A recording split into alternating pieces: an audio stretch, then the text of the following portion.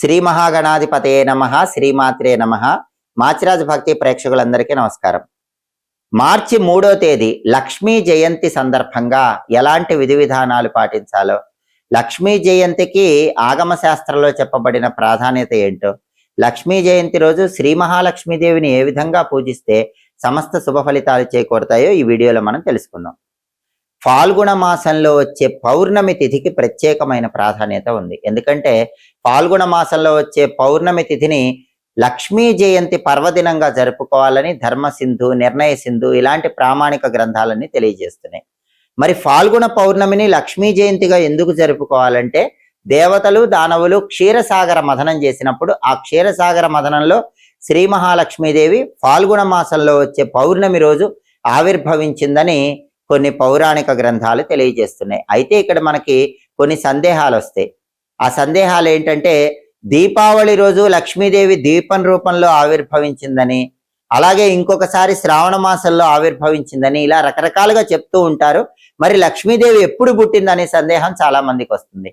అంటే మనకి ఎన్నో కల్పాలు ఉంటాయి. ఒక్కొక్క కల్పంలో శ్రీ మహాలక్ష్మీదేవి ఒక్కొక్క రకంగా పుట్టిందని పౌరాణిక గ్రంథాలన్నీ తెలియజేస్తున్నాయి. కాబట్టి ఒకానొక కల్పంలో దేవతలు దానవులు క్షీరసాగర మథనం చేసినప్పుడు ఫాల్గుణ మాస పౌర్ణమి రోజు ఆ పాల సముద్రం నుంచి లక్ష్మీదేవి ఆవిర్భవించిందని ప్రామాణిక పౌరాణిక గ్రంథాలన్నీ తెలియజేస్తున్నాయి.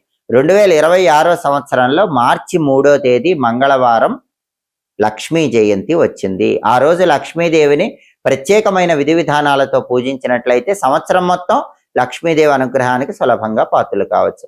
లక్ష్మీ జయంతి రోజు ఏం చేయాలి? ఎవరైనా ఇంట్లో పాదరస లక్ష్మీదేవి విగ్రహం ఉంటే ఆ పాదరస లక్ష్మీదేవి విగ్రహానికి ఆవు పాలతో అభిషేకం చేస్తూ శ్రీ సూక్తం చదువుకోండి. సంవత్సరం పాటు కాలి అందెలు గల్లు గల్లుమని లక్ష్మీదేవి ఇంట్లో ఆనంద తాండవం చేస్తుంది. లేదా పసుపు కలిపిన నీళ్లతో లక్ష్మీదేవి విగ్రహానికి అభిషేకం చేయండి. తామర పుష్పాలతో లక్ష్మీదేవిని పూజించండి. ఆవు పాలతో చేసిన పాయసం నైవేద్యం పెట్టండి. వీటిలో ఏది చేసినా సరే గల్లు గల్లుమని మీ ఇంట్లో లక్ష్మీదేవి ఆనంద తాండవం చేస్తుంది. లక్ష్మీ జయంతి రోజు ఇలా లక్ష్మీదేవిని పూజించాలి. మరి పాదరస లక్ష్మీదేవి విగ్రహం ఇంట్లో లేని వాళ్ళు ఏం చేయాలి? శ్రీ మహాలక్ష్మీదేవి చిత్రపటానికైనా సరే ప్రత్యేకమైన పూజలు చేయాలి. లక్ష్మీదేవి చిత్రపటానికి గంధం బొట్లు, కుంకుమ బొట్లు అలంకరణ చేసుకోవటం, లక్ష్మీదేవి చిత్రపటం దగ్గర ఆవు నెయ్యి దీపం వెలిగించి లక్ష్మీదేవిని రకరకాల పుష్పాలతో పూజిస్తూ లక్ష్మీ అష్టోత్తరం చదువుకోవాలి. లక్ష్మీ అష్టోత్తరం మొత్తం చదువుకోలేని వాళ్ళు ఏం చేయాలి? లక్ష్మీ అష్టోత్తరంలో కొన్ని శక్తివంతమైన నామాలు ఉంటాయి. వాటిని చదువుకున్న అద్భుత ఫలితాలు కలుగుతాయి. అన్నిటికంటే గొప్ప నామం ఓం భువనేశ్వరి అయి నమః. ఇది చాలా శక్తివంతమైన నామం. లక్ష్మీ జయంతి రోజు ఓం భువనేశ్వరి అయి నమః అనే నామం చదువుకుంటూ లక్ష్మీ పూజ చేస్తే చాలా మంచిది. లేదా అష్టోత్తరం మొత్తం చదువుతూ పుష్ప పూజ చేయండి. ఆ తర్వాత పాలతో చేసిన పాయసం నైవేద్యంగా పెట్టండి. లక్ష్మీదేవి అనుగ్రహించి మీకు తప్పకుండా ఆర్థిక ఇబ్బందుల నుంచి మిమ్మల్ని బయటకు తీసుకొస్తుంది. లక్ష్మీ జయంతి శ్రీ మహాలక్ష్మీదేవికి ఎంతో ప్రీతిపాత్రమైన రోజు. అలాగే లక్ష్మీ జయంతి రోజు పద్మపురాణంలో చెప్పిన విధంగా లక్ష్మీదేవిని పూజిస్తే కూడా లక్ష్మీ కటాక్షం సంపూర్ణంగా కలుగుతుంది. పద్మపురాణం ఏం చెప్పింది?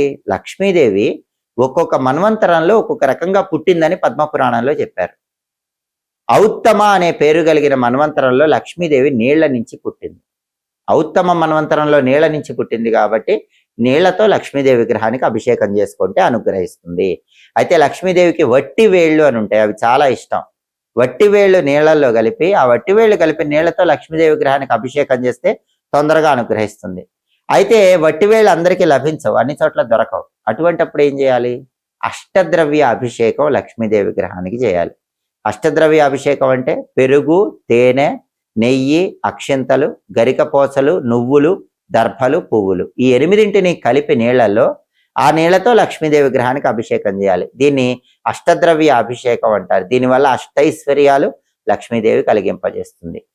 ఆవు పెరుగు, తేనె, నెయ్యి, అక్షింతలు, గరికపోసలు, నువ్వులు, దర్భలు, పువ్వులు ఈ 8 ద్రవ్యాలు నీళ్లలో కలిపి చక్కగా లక్ష్మీదేవి విగ్రహానికి అభిషేకం చేసుకుంటూ ఓం శ్రీ మహాలక్ష్మీదేవి అయి నమః అనుకోండి.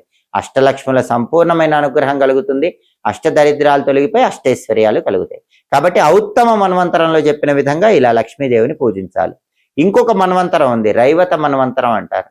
రైవత మన్వంతరంలో లక్ష్మీదేవిని ఎలా పూజించాలని చెప్పారంటే, ఆ మన్వంతరంలో లక్ష్మీదేవి ఎలా పుట్టిందంటే మారేడు చెట్టు కింద తపస్సు చేసి అనేక వేల సంవత్సరాలు మారేడు చెట్టు రూపంలోకి లక్ష్మీదేవి ఆ మన్వంతరంలో మారిపోయింది. అంటే మారేడు అంటే అది సాక్షాత్తు లక్ష్మీ రూపం. కాబట్టి మారేడు దళాలతో లక్ష్మీదేవిని పూజించాలి.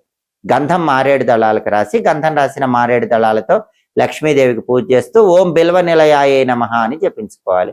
అప్పుడు లక్ష్మీదేవి సంపూర్ణంగా అనుగ్రహిస్తుంది. అలాగే ఇంకొక మన్వంతరం ఉంది, చాక్షువ అంటారు. చాక్షువ అనే మన్వంతరంలో లక్ష్మీదేవి పద్మం నుంచి పుట్టింది. కాబట్టి పద్మ పుష్పాలతో పూజ చేయండి. పద్మ పుష్పాలు అందరికీ తొందరగా దొరకవు. పద్మ పుష్పాలు దొరక్కపోతే మారేడు దళాలతో పూజ చేయండి. అలా చేసినా లక్ష్మీదేవి అనుగ్రహిస్తుంది. అలాగే స్వారోచిష అని ఇంకో మన్వంతరం ఉంది.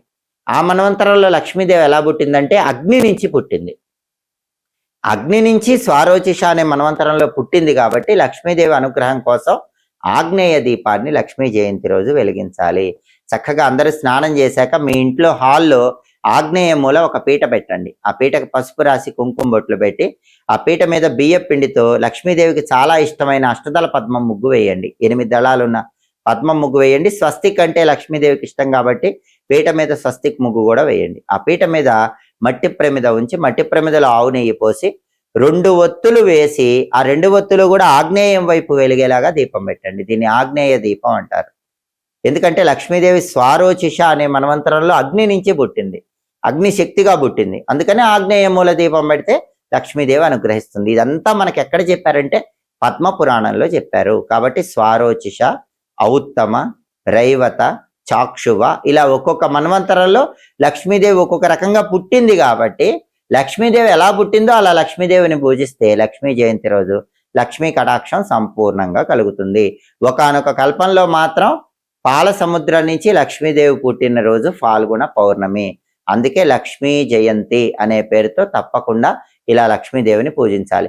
కనకధారా స్తోత్రాన్ని సంధ్యా సమయంలో తప్పకుండా చదివే ప్రయత్నం చేయండి.